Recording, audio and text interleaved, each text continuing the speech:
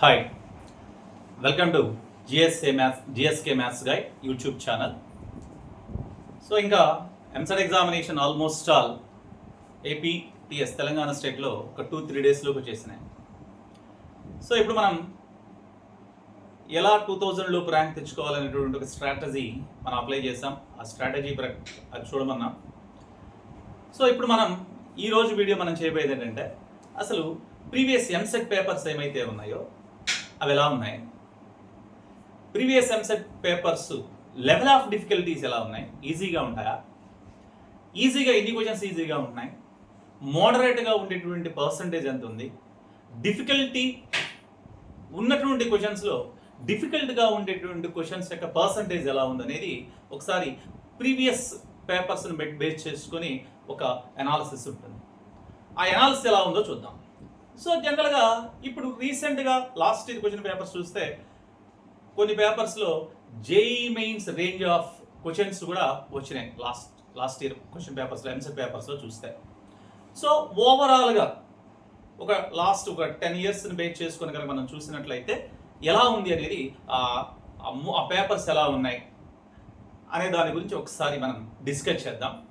So discuss చేస్తే మీకు ఒక ఐడియా ఉంటుంది. సో క్వశ్చన్స్ ఎలా ఉన్నాయి, ఈజీగా ఎన్ని క్వశ్చన్స్ రావడానికి పాసిబిలిటీ ఉన్నాయి ప్రీవియస్ పేపర్స్ ప్రకారం, మోడరేట్గా ఎన్ని క్వశ్చన్స్ ఉంటాయి, డిఫికల్ట్గా ఎంత పర్సెంటేజ్ క్వశ్చన్స్ ఉంటాయి. సో మనం ఎందుకంటే ఇదంతా చెప్పడానికి రీజన్ ఏంటంటే మనం ఎగ్జామినేషన్కి వెళ్ళేటప్పుడు చాలా కాన్ఫిడెంట్గా వెళ్ళగలగాలి. మన డెఫినెట్గా ఇన్ని క్వశ్చన్స్ మనం ఆన్సర్ చేయడానికి పాసిబిలిటీ ఉన్నది. ఆ కాన్ఫిడెంట్ కోసం ఆ అనాలిసిస్ అంతా మీ ఒకసారి మీకు క్లారిటీ ఇస్తాను. ఈ వీడియో జాగ్రత్తగా అబ్జర్వ్ చేయండి, చివరి వరకు చూడండి. Okay, right. సో ఎంసెట్ పేపర్స్లో ఈ ప్రీవియస్ పేపర్స్ కనుక మీరు ఒకసారి కనుక జాగ్రత్తగా అబ్జర్వ్ చేసినట్లయితే దీంట్లో ఈజీ, నెక్స్ట్ రెండోది మోడరేట్ అంటాం, మోడరేట్, మూడోది డిఫికల్టీ లెవెల్గా తీసుకుందాం, డిఫికల్టీ.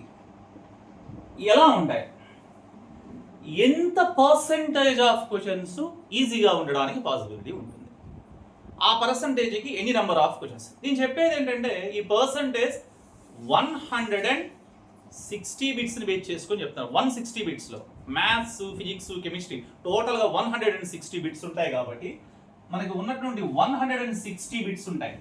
మీ అందరికీ తెలిసిందే, మ్యాథ్స్లో 80 ఉంటాయి, ఫిజిక్స్లో 40 ఉంటాయి, కెమిస్ట్రీలో 40 ఉంటాయి.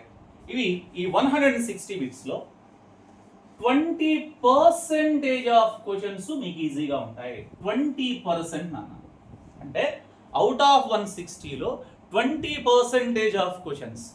20% of questions means number of questions కూడా మనకు క్లారిటీ ఇవ్వచ్చు. నంబర్ ఆఫ్ క్వశ్చన్స్ వస్తే అప్రాక్సిమేట్లీ 32 క్వశ్చన్స్ అని చెప్పచ్చు.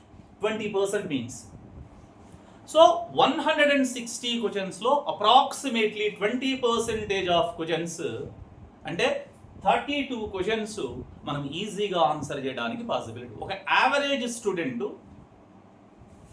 బిలో 1 minute 32 క్వశ్చన్స్ including physics, chemistry and mathematics. నేను ఒక సబ్జెక్ట్ గురించి మాట్లాడలేదు, మూడింటి గురించి మాట్లాడుతున్నాను. నెక్స్ట్ బిలో 30 to 40 సెకండ్స్లో దాదాపు 32 క్వశ్చన్స్ మీరు ఆన్సర్ చేయడానికి పాసిబిలిటీ ఉంటుంది. మీరు కరెక్ట్గా కనుక మీ రెస్పెక్టివ్ ఇన్స్టిట్యూషన్స్లో కనుక మీరు ప్రాపర్గా కోచింగ్ రెగ్యులర్గా వెళ్ళి ఉన్నట్లయితే, మీరు కరెక్ట్గా క్లాసెస్ కనుక వినున్నట్లయితే మీరు ఈజీగా 32 క్వశ్చన్స్ని ఆన్సర్ చేయడానికి పాసిబిలిటీ 45 సెకండ్స్ లోపు. సో నెక్స్ట్ మోడరేట్గా ఉండాలి అంటున్నా. మోడరేట్గా ఉండేటటువంటి క్వశ్చన్స్ ఎంతవరకు ఉండడానికి ఛాన్సెస్ ఉంటాయి, మోడరేట్ క్వశ్చన్స్ జాగ్రత్తగా అబ్జర్వ్ చేయాలి. మోడరేట్ క్వశ్చన్స్ 50% పాసిబిలిటీ ఉంటుందండి. 50% ఆఫ్ క్వశ్చన్స్ మోడరేట్గా ఉంటాయి. అదే అంటే ఏంటి, 1 minute ఆన్సర్ చేసే క్వశ్చన్స్. ఎక్కువ కెమిస్ట్రీలో అయితే థియరిటికల్ బేస్డ్ ఉంటాయి కాబట్టి చాలా సింపుల్గా చేసేసుకుంటూ వెళ్తారు. అదే మ్యాథమెటిక్స్ కానీ ఫిజిక్స్ కానీ ప్రాబ్లమ్స్ సాల్వ్ చేయాల్సి వస్తుంది కాబట్టి అక్కడ టైం ఎక్కువ ఉంటుంది. మోడరేట్ ఈజ్ నథింగ్ బట్ నువ్వు ప్రాబ్లం చేసి ఆన్సర్ పెట్టాలి.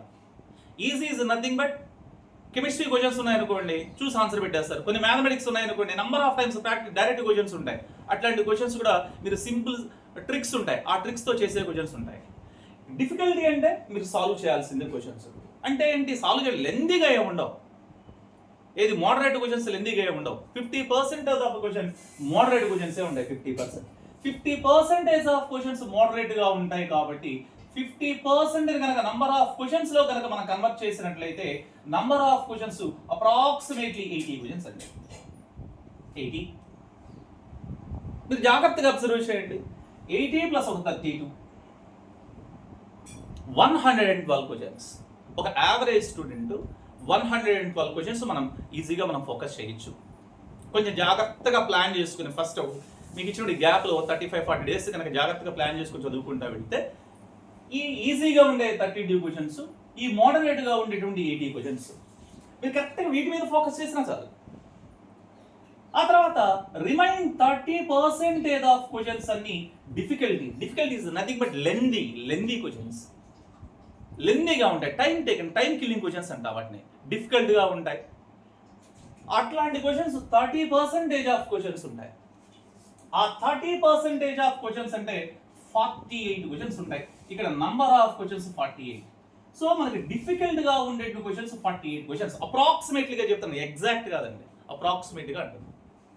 సో మనం ఫోకస్ చేయాల్సింది ఈ రెండింటి మీద కనుక మనం ఫోకస్ చేస్తే ఈ 32 ప్లస్ 80 ఇదంతా ప్రీవియస్ క్వశ్చన్ పేపర్లో ఉండే ఎనాలిసిస్ బేస్ చేసుకొని చెప్తున్నాను.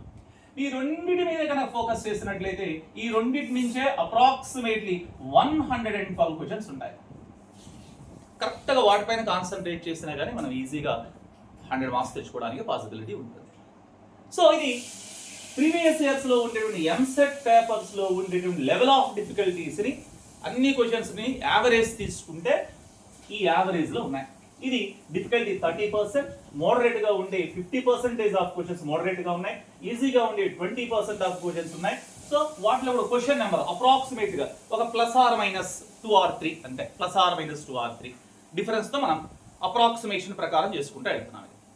సో మరి ఇలా ఉంటాయి. కాబట్టి మీరు డౌట్ వస్తుంది, సార్ బాగానే ఉంది 20% అన్నారు, మోడరేట్ ఏమో 50% అన్నారు, డిఫికల్టీ లెవెల్ ఏమో 30% ఆఫ్ క్వశ్చన్స్ డిఫికల్టీ లెవెల్లో ఉంటాయంటే ఎలా? ఇది ఎగ్జామినేషన్ రాసేటప్పుడు స్టూడెంట్ యొక్క క్యాలిబర్ని పైన డిపెండ్ అయి ఉంటుంది. ఏంటంటే నువ్వు క్వశ్చన్ చూసిన తర్వాత నువ్వు ప్రాక్టీస్ చేసే దాన్ని బట్టి ఈ క్వశ్చన్ డిఫికల్టా, మోడరేటా, ఈజీయా నీ క్లారిటీ ఉంటుంది. ప్రాక్టీస్ చేస్తుంటావు కదా, ఇన్ని రోజులు ప్రాక్టీస్ చేసావు కాబట్టి ఈ క్వశ్చన్ చూడంగానే ఇమీడియట్గా స్ట్రైక్ అవుతాయి.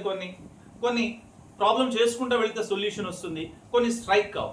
నువ్వు ఆన్సర్ చేసేటప్పుడు నీ ఎలా ఉండాలంటే క్వశ్చన్ చూడటం, ఎస్ ఇది ఓకే ఈజీ క్వశ్చన్ అంటే ఏమంటే ఆన్సర్ పెట్టేసాం, సబ్మిట్ నొక్కడం. ఒకవేళ ఇది చేస్తే వస్తుంది అని అనుకుంటే ఆ క్వశ్చన్ని జాగ్రత్తగా అబ్జర్వ్ చేసి ఆ క్వశ్చన్ పక్కన రాసి పెట్టేసుకోవాలి. సో ఇక్కడ మనం ఏ క్వశ్చన్ మనం చేస్తే టైం టేకన్ క్వశ్చన్ ఏమున్నాయి, లేకపోతే 1 minute చేసే క్వశ్చన్స్ ఏమున్నాయి, అలా చేసుకుంటారు. ఎక్కువ డిఫికల్టీ లెవెల్ ఆఫ్ క్వశ్చన్ వస్తే వాటిని స్కిప్ చేయడం బెస్ట్. ముందు అలా స్కిప్ చేసుకుంటా వెళ్ళగలిగితేనే మనం టైం సేవ్ అవుతుంది. ఆ స్కిప్ చేసుకుంటా వెళ్ళిన questions for example away 48 questions ఉన్నాయి అనుకున్నాం, నువ్వే అనుకుందావు. ఆ 48 క్వశ్చన్స్ చెప్పాను కదా, ఏదో ఒకే ఆప్షన్ పెట్టి పడేసేసేయండి ఆ 48 క్వశ్చన్స్ అని చెప్తున్నా. ఒకే ఆప్షన్ కనుక 48 క్వశ్చన్స్ పైన కనుక మనం పెట్టేసుకున్నట్లయితే నువ్వంతా ఈ 112 క్వశ్చన్స్ పైన కనుక కరెక్ట్గా మనం ఫోకస్ చేయగలిగితే మనం ఈజీగా 100 మార్క్స్ తెచ్చుకోవడానికి పాసిబిలిటీ. ఏదో +or అటు ఇటు ఏదన్నా దీంట్లో నెగిటివ్ పోయినా నెగిటివ్ మార్క్స్ ఏముండవు, కానీ ఒకవేళ మిస్టేక్స్ పోయినా కానీ ఇక్కడ ర్యాండమ్గా అన్నిట్లో ఒకే ఆప్షన్ పెడతాం కాబట్టి అటు ఇటు 2 యావరేజ్ అవ్వడానికి పాసిబిలిటీ ఉంటాయి. సో ఇవి ప్రీవియస్ క్వశ్చన్స్లో ఉండేటటువంటి లెవెల్ ఆఫ్ డిఫికల్టీస్. అవి ఈజీగా ఉండేవి, మోడరేట్గా ఉండేవి, డిఫికల్ట్గా ఉండేటువంటి క్వశ్చన్స్ ఎలా ఉన్నాయి. మీరు టైం మేనేజ్మెంట్ అనేది చాలా చాలా చాలా చాలా ఇంపార్టెంట్. టైం మేనేజ్మెంట్ మీరు ఒకసారి జాబ్ చూడండి. టైం మేనేజ్మెంట్ చేసుకునేటప్పుడు కెమిస్ట్రీ సబ్జెక్ట్ ఏదైతే ఉంటుందో ఈ కెమిస్ట్రీని మ్యాక్సిమం 30 to 35 minutesలో ఫినిష్ చేయడానికి ట్రై చేయాలి. నువ్వు 30 to 35 minutes అది గుర్తుపెట్టుకుని జాగ్రత్తగా. కెమిస్ట్రీ ఎందుకంటే థియరిటికల్ పార్ట్స్ ఎక్కువ ఉంటాయి కాబట్టి 30 to 35 minutesలో కనుక కెమిస్ట్రీని మీరు ఫినిష్ చేయగలిగితే మనం ఈ టైం అంతా మ్యాథమెటిక్స్లో మనం ఎక్కువ యూజ్ చేసుకోగలగాలి. 30 to 35 minutes కెమిస్ట్రీకి యూజ్ చేసుకోవాలి. అదే ఫిజిక్స్కి వచ్చేటప్పటికి మనం ఫిజిక్స్లో మనం ఎంత టైం అప్లై చేయడానికి పాసిబిలిటీ ఉందో చూసుకోవాలి. మ్యాక్సిమం ఇక్కడ ఫిజిక్స్లో కూడా కొన్ని ప్రాబ్లమ్స్ చేయాల్సి వస్తుంది కాబట్టి ఫిజిక్స్లో ప్రాబ్లమ్స్ చేయాలనుకుంటే ఫిజిక్స్ మీరు దగ్గరగా 45 to 50 minutes కొన్ని ఏదైనా ప్రాబ్లమేటిక్ క్వశ్చన్స్ ఉన్నప్పుడు 45 to 50 minutesని మనం ఇక్కడ యూజ్ చేసుకోగలగాలి.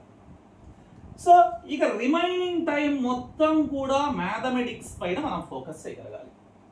సో ఒక మినిమం 30-45 తీసుకుంటే ఇక్కడ 75 ఓవరాల్గా 180 క్వశ్చన్స్ కాబట్టి రిమైనింగ్ టైం మొత్తం మ్యాథ్స్లో అప్లై చేసుకుంటూ వెళ్ళాలి.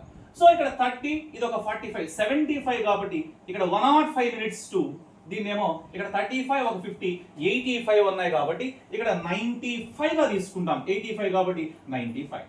సో ఓవరాల్ గా ఇక టైం ఎక్కువ పడితే ఇక్కడ మ్యాథ్స్ ఇది వస్తుంది. ఇది 105 minutes తీసుకున్నాం. 95 to 105 minutes మధ్యలో మనం దీన్ని జాగ్రత్తగా ఫ్రేమ్ చేసుకోవాలి. ఇట్లా రాసుకుందాం మినిమం మ్యాక్సిమం కాబట్టి 95 to 105 minutes గా కన్సిడర్ చేసి కరెక్ట్గా కనుక మీరు ప్లాన్ చేసుకోగలిగితే ఇవన్నీ మినిట్స్ అండి, ఇవి కూడా మినిట్స్. కరెక్ట్గా ప్లాన్ చేసుకోగలిగితే మనం ఈజీగా సక్సెస్ అవ్వడానికి పాసిబిలిటీ ఉంటుంది. టైం మేనేజ్మెంట్ అనేది చాలా చాలా ఇంపార్టెంట్. డిఫికల్ట్ క్వశ్చన్ నీకు స్ట్రైక్ కావడం లేదంటే నువ్వు దాంతో నువ్వు యుద్ధం చేయొద్దు. నువ్వు ఇంతకుముందు ఎన్నిసార్లు అయినా ప్రాక్టీస్ చేయి, నీకు ఆన్సర్ రావట్లేదు, ఏదో సంథింగ్ కాన్సెప్ట్ నువ్వు మర్చిపోయావు, వదిలిపడేసేయండి క్వశ్చన్ని. దానికి అదే క్వశ్చన్ మీద పట్టుకొని ఓవర్గా టైం కిల్ చేసుకోవద్దు. నెక్స్ట్ క్వశ్చన్కి వెళ్ళిపో.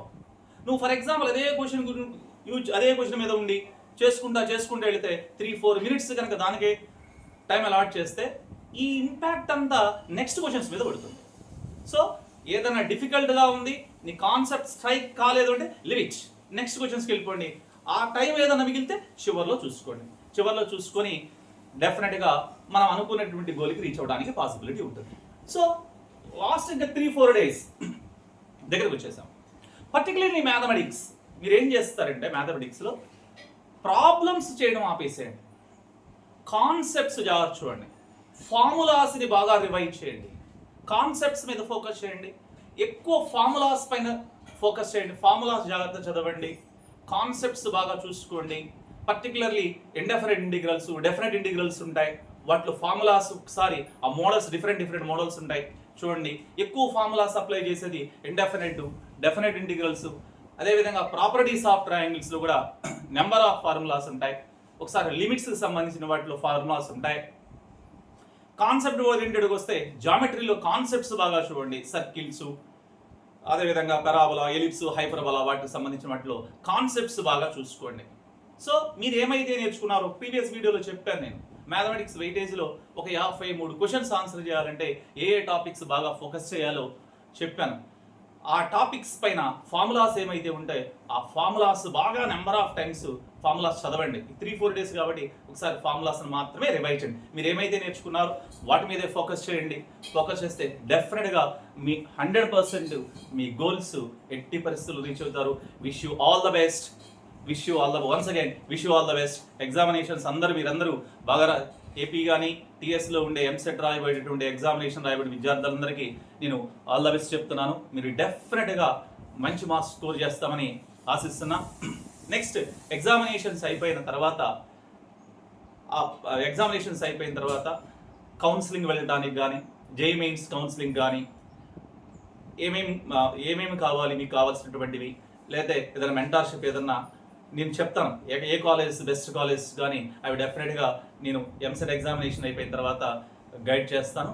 సో ఇవి ప్రీవియస్ ఇయర్లో ఉండేటువంటి ఎంసెట్ పేపర్స్లో ప్రీవియస్ ఇయర్స్ ఇవన్నీ నేను చెప్పేది ప్రీవియస్ ఇయర్లో ఉండేటువంటి అనాలిసిస్ ఎలా ఉంది కాబట్టి మీరు భయపడాల్సిన అవసరం లేదు. యావరేజ్ స్టూడెంట్ డెఫినెట్గా ఈ రేంజ్ ఆఫ్ క్వశ్చన్స్ 100% ఆన్సర్ చేయొచ్చు. కాబట్టి మళ్ళీ ఒకసారి నేను చెప్పేది ఏంటంటే గుర్తుపెట్టుకోండి, డిఫికల్ట్ క్వశ్చన్ని లీవ్ చేయండి, టైం టేకన్ క్వశ్చన్స్ జోలికి వెళ్ళకండి, సాధ్యమైనంత స్కిప్ చేసేసి మీరు ఏదైతే ఇన్ టైంలో చేయగలిగే మీరు ఏదో టైం ఫిక్స్ చేసుకుంటారు ప్రతి క్వశ్చన్కి వాటి మాత్రమే ఫోకస్ చేయండి. ఓకే, ఈ వీడియో మీకు నచ్చితే లైక్ చేయండి, తప్పకుండా సబ్స్క్రైబ్ చేయండి. మరి ఇంకా మంచి వీడియోలతో తర్వాత కలుద్దాం. Okay, once again all the best to AP and Telangana students, EAMCET రాయబోయే స్టూడెంట్స్ అందరికి కూడా all the best. Thank you very much.